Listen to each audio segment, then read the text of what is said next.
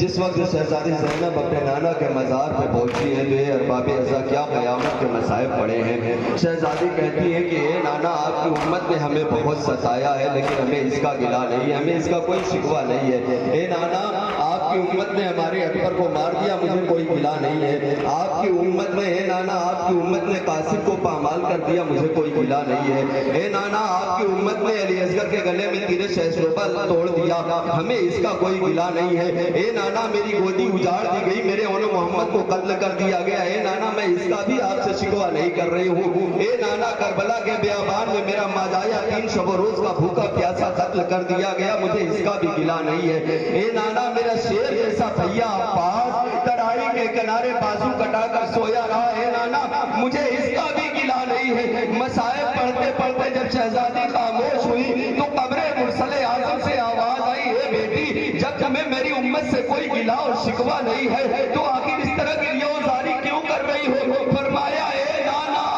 ارے کیا رامی محرم تھی، ارے ہمیں اسیر جب کیا گیا تو ہم نے یہ سوچا تھا کہ ہمیں اسیر کر کے یہ لشکر اعلیٰ لے کر چلی جائے گی، لیکن ہمارے پشتوں کے اور لاشوں کے درمیان سے ارے ہمیں ایسے گزارا جا رہا تھا جیسے یہ لاشیں ہمارے लगते ही न हो, इनसे हमारा कोई रिश्ता ही न हो। तसव्वुरात चाह रहा हूँ हजरत गौसे जनाब मुरसल पर ये अहले हरम का काफिला है और शहजादी के बैल है। सुना इंशाअल्लाह जरूर मसाब होंगे।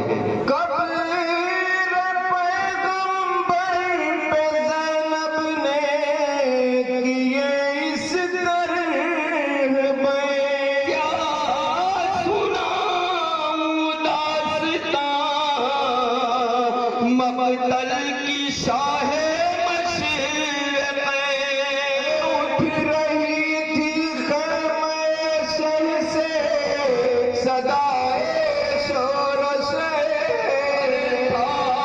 घिरा नरले में आना कि मेरा भैया हुसैन है, था घिरा नरले में आना